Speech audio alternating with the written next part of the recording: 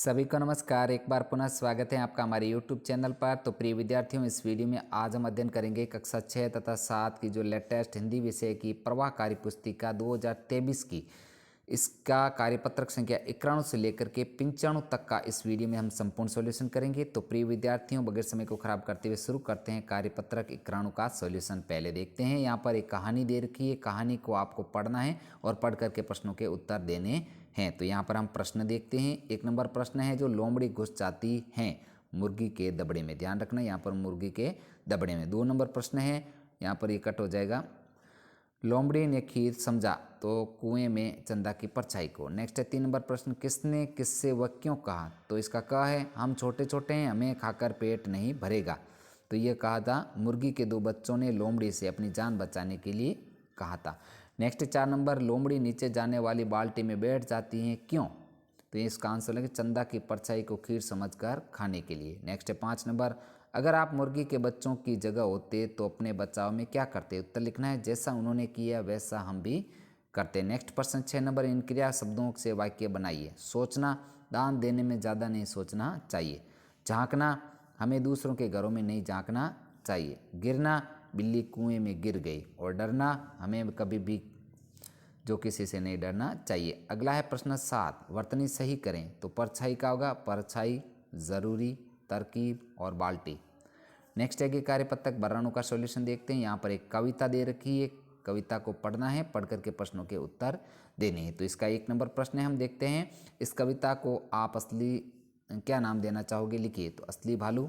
भालूराम को कवि ने 2 और नाम दिए, लिखिए। तो चालूराम और टालूराम। प्रश्न 3, इस कविता के भाव को अपने शब्दों में लिखिए। तो भालू बहुत ही आलसी होता है, वह पूरे दिन सोता रहता है। नेक्स्ट 4 नंबर, कवि द्वारा भालूराम को दिए गए 2 अन्य नामों का क्या कारण है। तो चालाक और आलसी होने के कारण। और 5 नंबर है, आलस करने से क्या क्या नुकसान हो सकता है, लिखिए। तो हमारा काम समय पर पूरा नहीं होता, आलस में शरीर बेकार हो जाता है और लोग भरोसा करना छोड़ देते हैं। अगला है कार्यपत्रक संख्या 93 का सॉल्यूशन। यहाँ पर एक कहानी दे रखी है, कहानी को आपको अच्छे से पढ़ना है। हम इसके प्रश्नों के देखते हैं। तो यहाँ पर तेनालीराम दरबार में थे कृष्णदेवराय के। तेनालीराम दरबार में किस वेश में आए थे। तो मुंह को नकली चेहरे से ढक कर। प्रश्न है 3, राजा ने तेनालीराम से क्या कहा व क्यों कहा। तो यहाँ पर इसका उत्तर होगा, तुम दरबार से चले जाओ, मुझे अपना मुंह न दिखाना। राजा ने ऐसा इसलिए कहा क्योंकि वे नाराज थे। नेक्स्ट प्रश्न, अपना मुंह न दिखाना, यह वाक्य किसने कहा, किससे कहा। तो यह राजा कृष्णदेवराय ने तेनालीराम से कहा। अगला है 5 नंबर, दिए गए शब्दों के अर्थ लिखिए। तो चतुर का होगा चालाक, दृष्टि, नज़र, क्रोध, गुस्सा। नाराज का क्रोध, आदेश का आज्ञा तथा नम्र का सरल। इस प्रकार को पूर्ण करना। आगे है कार्यपत्रक 94 का सॉल्यूशन। यहाँ पर एक गद्यांश दे रखा है, गद्यांश को पढ़ करके प्रश्नों के उत्तर देने हैं। तो यहाँ पर आपको अच्छे से पढ़ना है गद्यांश को। हम इसके प्रश्न देखते हैं। तो भालू का प्रिय भोजन है, क्या है, सील मछली। नेक्स्ट 2 नंबर, सफ़ेद भालू की त्वचा होती है मोटी। प्रश्न है 3, सफ़ेद रंग के भालू कहाँ पाए जाते हैं और इन्हें दूसरे किस नाम से जाना जाता है। तो सफ़ेद रंग के भालू बर्फीले प्रदेश में पाए जाते हैं, इन्हें पोलर बियर कहते हैं।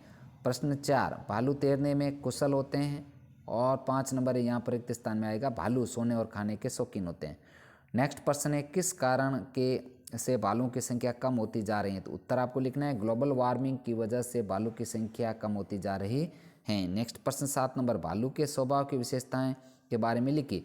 तो तैरने में कुशल होते हैं, भालू की नज़र तेज होती है, भालू का प्रिय भोजन सील मछली होता है और भालू सोने और खाने के शौकीन होते हैं। नेक्स्ट है आगे 4 नंबर प्रश्न, काले भालू और पोलर बियर में क्या अंतर है। उत्तर आपको लिखना है, काले भालू सामान्य जंगलों में पाए जाते हैं, जबकि पोलर बियर बर्फीले प्रदेशों में पाए जाते हैं। इस प्रकार आपको पूर्ण करना है। आगे कार्यपत्रक 95 का सॉल्यूशन। तो यहाँ पर एक खेल प्रतियोगिता अखिल भारतीय जेब्रा रंग प्रतियोगिता का है, जो भाग लेने के लिए कार्यक्रम दे रखा है, इसको आपको अच्छे से देखना है। तो यहाँ पर इसके प्रश्नों के उत्तर देखते हैं। यहाँ पर 1 नंबर प्रश्न है, यह विज्ञापन एक प्रतियोगिता की घोषणा कर रहा है। यहाँ पर प्रतियोगिता यह कार्यक्रम पूरे देश के पाठशालाओं के लिए खुला है। जो माता पिता चाहते हैं कि उनका बच्चा भाग ले, उन्हें पाठशाला से संपर्क करना चाहिए। नेक्स्ट 4 नंबर, इनमें से कौन सा कथन सही है। तो यहाँ पर जो 2 नंबर कथन है वो सही है कि जीतने वाली कलाकृतियों को देश की कई प्रदर्शनियों में पेश किया जाएगा। अब आगे है आकलन 17 का सॉल्यूशन। तो यहाँ पर एक गद्यांश दे रखा है, गद्यांश को आपको पढ़ना है, पढ़ करके प्रश्नों के उत्तर देने। तो यहाँ पर जो है हम देखते हैं 1 नंबर प्रश्न दे रखा है, गुरुकुल में नहीं पढ़ने वाला छात्र है निकर्मा। मैंने ही यह कांटे बिछाए थे, किसने कहा? गुरुदेव ने। कांटों से पैर बचाकर निकल गए, अकर्मा व विक्रमा। 4 नंबर है, गुरुजी ने रास्ते में कांटे बिछाए थे। तो तीनों छात्रों की परीक्षा लेने के लिए, यहाँ पर ये राइट होगा। आगे है 5 नंबर, गुरुकुल में फेल होने वाले छात्र क्या करते थे? तो इसका जो आंसर होगा, फेल होने वाले छात्रों को दोबारा पढ़ना पड़ता था। नेक्स्ट अगला क्वेश्चन है, सुकर्मा को परीक्षा में पास करके गुरुजी ने उसे गांव क्यों भेज दिया? तो उत्तर होगा, क्योंकि उसने परीक्षा पास कर ली थी, अब वह परिवार और समाज सेवा निस्वार्थ भाव से कर सकता था। आगे है आकलन 17 का वापस 7 नंबर जो प्रश्न है, इस गद्यांश को पढ़कर आपने क्या शिक्षा प्राप्त की? तो इसका जो आंसर होगा, हमें सदैव अच्छे कार्य करने चाहिए, जितना हो सके उतनी दूसरों की मदद करनी चाहिए। नेक्स्ट है 8 नंबर, रेखांकित शब्दों के विलोम शब्द लिखिए। तो असफल और धीरे धीरे। आगे है गद्यांश में से कोई 2 क्रिया विशेषण शब्द छांटकर उनसे वाक्य बनाइए। तो शब्द आपको लिखना है, शब्द देर, कांटे हटाएंगे तो देर हो जाएगी, और शब्द है सफल, सुकर्मा परीक्षा में सफल हो गया। अब नेक्स्ट है आगे, इस कहानी से हमें क्या शिक्षा मिलती है, अपने शब्दों में लिखिए। तो इसका उत्तर होगा, इस कहानी से हमें शिक्षा मिलती है कि केवल किताबी ज्ञान प्राप्त कर लेने से कुछ नहीं होता, हमारे अंदर गुणों का विकास, मानवीय मूल्यों का विकास जरूरी है, जिससे कभी लोगों के साथ समान व्यवहार कर सकें। तो प्रिय विद्यार्थियों, इस प्रकार हमने इस वीडियो में आकलन 17 तथा कार्यपत्रक है जो 91 से लेकर के 95 तक का संपूर्ण सॉल्यूशन हमने इस वीडियो में किया है। तो प्लीज़ आपसे रिक्वेस्ट है, वीडियो को लाइक तथा शेयर कीजिए, चैनल पर नए हो तो चैनल को सब्सक्राइब कीजिएगा। साथियों, मिलते हैं नेक्स्ट अगले कार्यपत्र के साथ में। वीडियो देखने के लिए आपका पुनः दिल से धन्यवाद।